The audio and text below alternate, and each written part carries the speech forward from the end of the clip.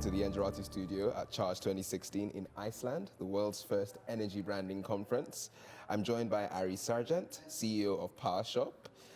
So Ari, how are you finding Iceland so far? Yeah, it's awesome. Yeah, I mean it's great landscape and great outdoor environment. It's very similar to New Zealand actually, and I think the culture as well. The sort of laid back style is very similar to New Zealand. So it's kind of like a home away from home on the other side of the planet. So you feel at home here. Also, it's a branding conference, and that's something that Powershop, whether some of you know it or not, is quite famous for brand image. So what's the brand vision at Powershop? Yeah, I mean, it's interesting. It kind of evolved. When we started Powershop, almost 10 years ago, we operated in a way without putting a label on what we were doing. But actually, as we sort of evolved, we started to put words to it. And actually, where we ended up was, the brand, what we stood for is actually power to the people. And it sounds a bit cliched in that, but that's essentially what we're standing for. So, taking the world of basically confusion out of energy where customers, pardon the pun, feel disempowered, to actually giving them some power back, giving them information they can understand and the ability to act in ways they want to, rather than forcing a one-size-fits-all proposition down their throat. So it was kind of basically it was giving our customers more power is what the brand stands for. Okay, and for those of you who are listening to this now, wondering who Powershop are, I'm not going to do it now, just Google it yourself. You'll be thrilled by some of the things that come up, some of the videos. But getting to that, it's one of those key tenets for you is creating a power company that customers love. And without wanting to go into the vague and wonderful, could you succinctly tell us what that means?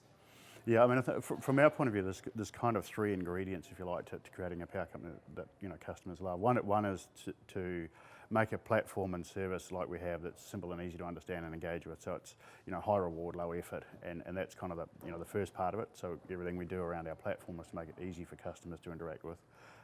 The second is the way we communicate with customers. So our marketing and the way we talk to them, through call centre and the like, or through email and social media, treating people as humans and not like numbers, and having very much a familiar style with our customers. And both of those actually are underpinned by our organisational culture, and I think that's the organisational culture is what drives our product and service development, but it also drives the way that we interact with our customers. Okay, well, let's sort of hone in on what customers actually love. And one of those perceptions is that it's really about lower bills or lowest prices and less billing moments. Is that something that you find in your view? Do customers actually want to talk to you more than often? Do they look to you for inspiration? Is it just about, is there a way that this can be beyond the bill, really? Yeah, I mean, in a weird, it's kind of weird, what we've created. We often refer to our customers not as customers, but as raving fans, and it's kind of weird for a power company or a utility business to have customers that are so passionate about us as their service provider. Undoubtedly, price is important. It's an undifferentiated commodity, and without a competitive price, you're not even in the game. But once you get to the point where you're in the game, the other things that we strive to provide actually help that and drive that engagement. So fundamentally, power to the people is kind of the brand strapline, if you like. That what underpins that is a proposition around control. So customers can get the sense of control, which is actually a hard thing to sell. It's our prime marketing challenge. That what we find is customers, once they've been customers, the penny drops and they understand what control is. But our challenge is to tell them what control is before they become customers. And control means different things to different people. So control can mean getting simple, easy to understand information about how much power you're using or how much it's costing, through to flexibility around when you pay for your power. So not waiting for a bill to turn up and then paying it. That you can go on once a week, once a day, once a month, whatever suits your needs to actually buy power when you need. So flexibility is part of it as well. So absolutely, price is important, but actually what we offer is control. Okay, so it's a very multi-layered approach. You'd say at the top level there's bi-directional communication, but then there might be analytics behind that and software that actually delivers on some of those promises. Absolutely, yep. So I guess there's kind of two parts to it. One thing that the industry tends to focus on is the hard side of it. I send you a bill and you're required to pay for it, and there's numbers and stuff, but actually very few power companies try and build an emotional connection with their customers, and that's something we work pretty hard at. So we have, if you look at our marketing, it's very targeted at people at an emotional level, and getting their hearts engaged as well as their minds.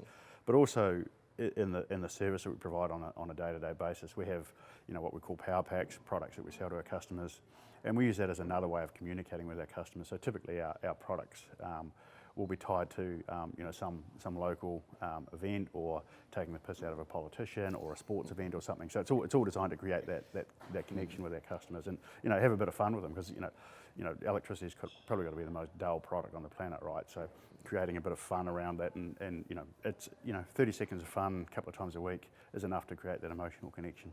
Well, it's quite interesting you say that emotional connection, and rightly so. Brands like Nike can do that. I mean, or Adidas with Paul Pogba in football. And you're right. You don't necessarily see that in electricity. I think you're probably one of the most eccentric electric chief executives I've seen. But sticking on that line, customer engagement and building emotional buy-in. One of your other strap lines, and was kind of one of the fairly older ones, or initial ones, was same power, different attitude. Yep. Could you tell us a bit more about the drivers there? You mentioned some of them around, playing with current topics. Yep. And then also, I think you've had like 2 million views on your most recent Trump updates as well. Yep.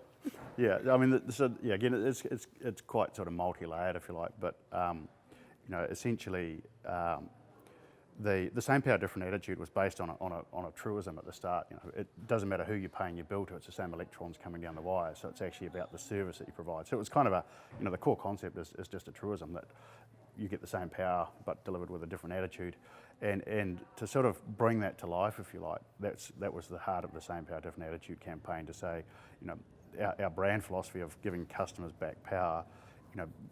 Having Saddam Hussein collecting for charity, or Kim Jong-il running the local sausage sizzle, kind of highlights the contrast of putting power in a different context, and that was very much the underpinning idea, to bring our brand essence to life in an engaging way, and quite controversial as well. That not everybody appreciates the parody and the sort of good intent behind it, and that can create quite a lot of angst for customers as well in the general public.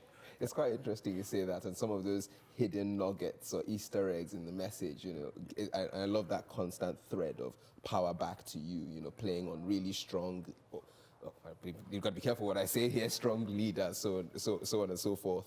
What about in terms of the risk side of that? Because, like you pointed out, it could go pear-shaped. Yep. It might rub someone up the wrong way.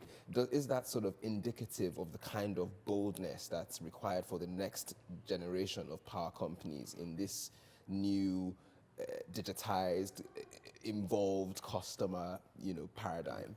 I think ultimately it comes back to, standing up for what you believe in and being honest. So rather than, when you create a bit of controversy about something you do, rather than running for it, front foot it. So, one of the most controversial of the same power, different attitude executions we did in New Zealand was the previous Pope marrying a gay couple, and that was coincidentally, controversial, but coincidentally, we had that in market around the time the gay marriage bill was going through New Zealand, so it was quite topical and quite charged debate was going on. And rather than run from that, we sort of presented it as, we're here to give customers choice, and that's kind of the analogy with the gay marriage thing, and it's not our role to sort of tell people what to do, it's their freedom of choice, if you like. So rather than trying to defend the execution, actually take it back to we had some good intent. Our purpose was was clear, and it was about freedom of choice, and that's really something we're happy to stand for. And if people don't like that, then that's their prerogative, and don't try and hide from that. Okay, and obviously the rewards are, so you're starting to reap the rewards. The success is showing. You're branching out further afield from New Zealand. I believe you already have a branch in Australia. Yep. And Yep. What else is on the horizon? So we launched in New Zealand in 2009. We went into Australia in the state of Victoria 2013, and last year took it to New South Wales. And we're set to launch into the UK market sometime early in 2017. So exciting to create a multinational brand and take that brand philosophy and take it to new and bigger markets. So could Nigel Farage or the Claude Juncker, for example, be on the lookout for a same power, different attitude ad? Yeah, I mean, there's always plenty of targets in the market, and it's a great formula. Well, you heard it here first. So I think it's a great place to bring things to a close. And my final question for you is, in this sort of radical journey, permit me to say the word radical, what's been your proudest moment so far? Yeah, I mean, I wouldn't say there's a moment as such. There's plenty of milestones we've had, getting permission to do it, going into market, going into a new market, all those things are milestones to be celebrated. But I think probably the key thing to me is, I've sat in this industry for a long time and heard people talk about innovation and all of it, and talk about reforms and etc. Not a single one of those is impacted on the customer. It's kind of wholesale market reforms and basically talk. So I think that the thing I'm most proud of is that we've actually brought an innovation to life, and it's working, and the feedback we get from customers is that they appreciate that, and they do love us in a weird sort of way. So that to me is the sign of success. So taking an idea, executing it, and finding that your target market actually does enjoy it. Awesome. Well, thank you very much, Ari. No problem. Thank you for also listening to this interview. For more interviews from Charge and other associated events, please check the links on your screen, and we'll hope to see you again.